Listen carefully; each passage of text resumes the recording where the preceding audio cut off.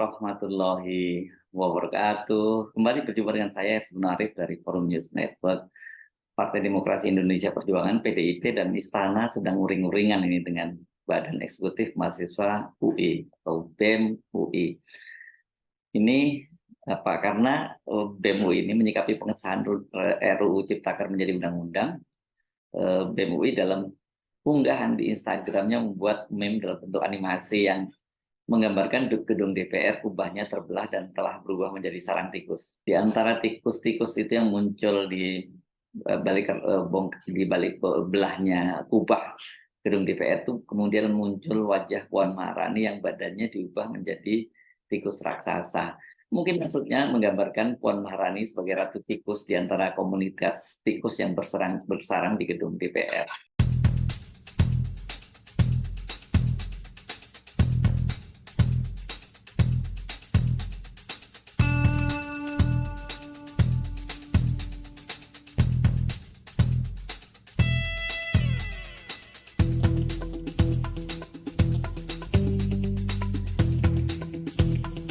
Unggahan meme atau animasi meme ini disertai dengan narasi Halo UI dan Indonesia. Tepat pukul 10.39 waktu Indonesia bagian Barat 21 Maret 2023 telah terjadi pengkhianatan berupa pengesahan Perpu Cipta Kerja menjadi undang-undang oleh DPR. DPR itu lagi-lagi memperlihatkan kebobrokannya melalui pengesahan Perpu Cipta Kerja yang jelas-jelas dinilai inkonstitusional oleh Mahkamah Konstitusi karena terdapat kecacatan baik formal maupun material. Selain tidak dihadirkannya partisipasi publik yang bermakna, Dewan yang berada di kursi di sana bukan lagi sebuah perwakilan, melainkan para penindas, yakni penindas buruh, penindas rakyat, bahkan pembangkang konstitusi. Bagikan tikus dengan watak licik yang selalu menggerogoti masyarakat sipil. Semakin terlihat bahwa DPR benar-benar tidak memihak kepada rakyat. Sudah tidak ada alasan lagi untuk kita percaya kepada wakil kita. Saatnya melawan. Kami butuh DPR sebagai perwakilan rakyat, bukan sebagai perampok rakyat sendiri. Ini memang luar biasa keras ini ya, baik meme animasi maupun narasinya ya. Ini kalau bahasa sejumlah media menyebutnya ini sebagai meme dan narasi yang sangat menohok. Selasa 21 Maret kemarin, Ketua DPR Puan Maharani itu mengesahkan Perpu dari Cipta Kerja ini dengan mendapat persetujuan dari 7 partai pendukung pemerintah, termasuk Nasdem.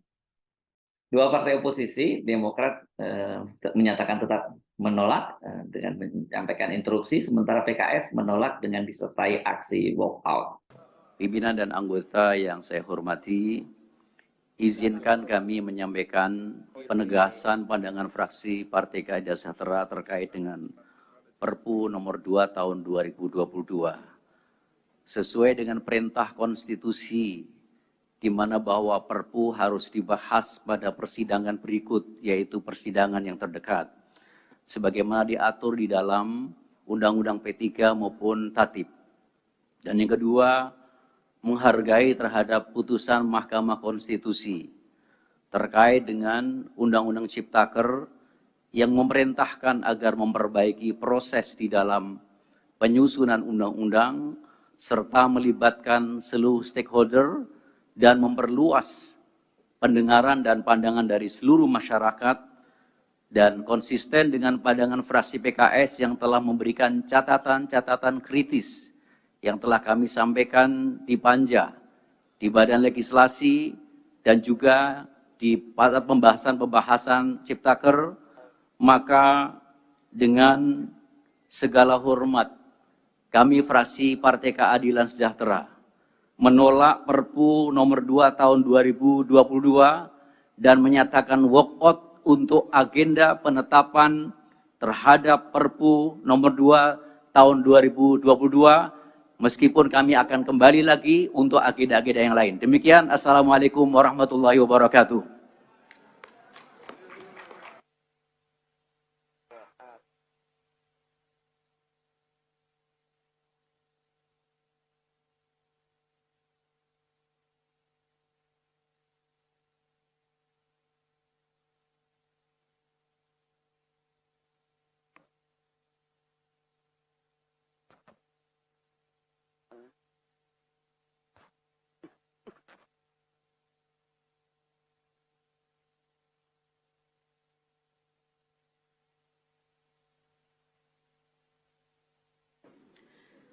Dari laporan pimpinan Badan Legislasi pada rapat kerja pengambilan keputusan tingkat 1, 7 fraksi yaitu fraksi PDI Perjuangan, fraksi Golkar, fraksi Partai Golkar, fraksi Gerindra, fraksi Nasdem, fraksi PKB, fraksi PAN, dan fraksi P3 menyatakan menerima hasil kerja Panja dan menyetujui untuk dilanjutkan pada tahap pembicaraan tingkat 2 dalam rapat paripurna DPR RI untuk disahkan menjadi undang-undang.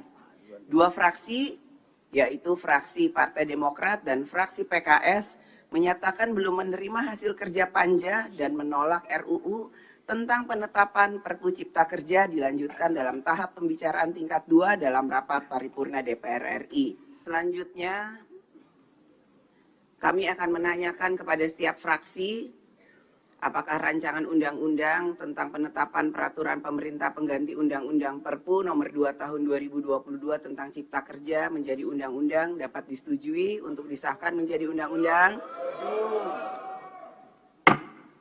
Menanggapi meme tersebut, baik PDIP maupun Istana merespon dengan cara yang sama.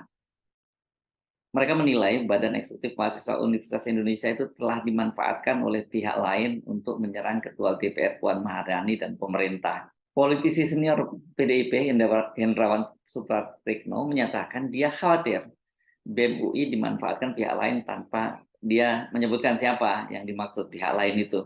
Sementara staf khusus Mensesnek, Valdo Maldini, menyindir dengan menyatakan bahwa narasi yang diunggah BEM UI itu mirip dengan narasi LSM yang didanai asing. Ini menarik juga ya kalau Valdo yang pernah menjadi ketua BEM UI kemudian menilai para pengurus BEM UI itu sekarang ini naif dan dimanfaatkan. Ini jangan-jangan dia mengingat ceritanya atau kisah dia di masa lalu ya. Dan dia refleksikan dengan BEM UI yang sekarang ya. Kan di sisi lain kata Valdo, mereka ini juga kadang naif, banyak kepentingan memanfaatkan ketulusan perjuangannya. Narasinya mirip seperti LSM yang didanai asing. Juga kelompok anti pemerintah yang dari awal asal bukan Jokowi. Biar laku dagangannya di 2024 nanti. Sindiran dan sekaligus tudingan Valdo ini nggak main-main ya. Nah, kalau soal kelompok oposisi, saya kira masih kita pahami ya, masih bisa kita pahami. Kelompok oposisi ini bersama dengan berbagai elemen buruh, kelompok masyarakat adat, bersama para mahasiswa, bahkan anak-anak STM itu turun ke jalan menentang RUU Ciptaker. Pada waktu itu masih RUU di Ciptaker ya. Jadi mereka ini juga didanai oleh LSM asing gitu ya. Selain aksi jalanan, ada yang menempuh jalur legal formal dengan mengajukan gugatan ke Mahkamah Konstitusi. Ini judicial review ya namanya ke Mahkamah Konstitusi.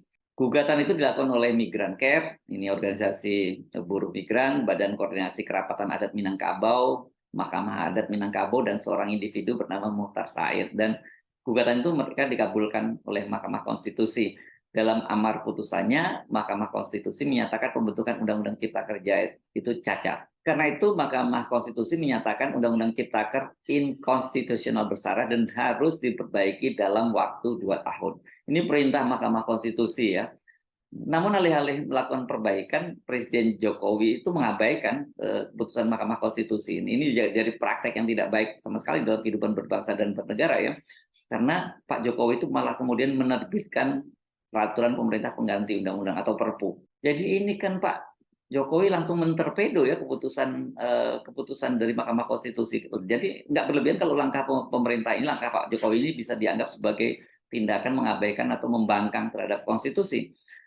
Nah, anehnya, kendati tentu saja sudah diduga ya, DPR kok malah menyetujuinya. Jadi saya kira sangat wajar dan dapat dipahami bila Badan Eksekutif Mahasiswa Universitas Indonesia melampiaskan kemarahannya dengan membuat animasi meme tadi ya. Karena itu saya kira kalau ada tudingan dimanfaatkan, apalagi didanai oleh LSM asing, itu sangat berlebihan dan merupakan tuduhan yang menurut saya sangat keji. Sebab sejak awal pembentukan Undang-Undang Ciptaker itu BEM UI, itu bersama dengan BEM universitas di seluruh Indonesia itu telah melakukan aksi turun ke jalan menolak Undang-Undang Ciptaker. Foto-foto ini saya kira itu bisa menjadi saksi bagaimana ketika mahasiswa, termasuk mahasiswa UI turun ke jalan ya. Dengan menolak pengesahan Perpu Ciptaker, justru BEM UI itu menunjukkan mereka tetap konsisten, menunjukkan konsistensinya. Menurut saya justru menjadi aneh dan patut dicurigai bila tiba-tiba BEM UI itu berbalik mendukung pengesahan Perpu Ciptaker menjadi undang-undang. Di situ baru kita bisa boleh curiga bahwa ini dimanfaatkan oleh kelompok asing, ini dimanfaatkan oleh kelompok-kelompok tertentu gitu. Ada yang membiayai sehingga kenapa kemudian BEM UI malah berbalik mendukung pengesahan Perpu Ciptaker. Tapi kalau mereka tetap menolak Perpu Ciptaker yang kemudian disahkan oleh DPR, saya kira itu sangat-sangat wajar sekali. Saya sebenarnya dari Forum News Network. Sampai jumpa lagi. Wassalamualaikum warahmatullahi wabarakatuh.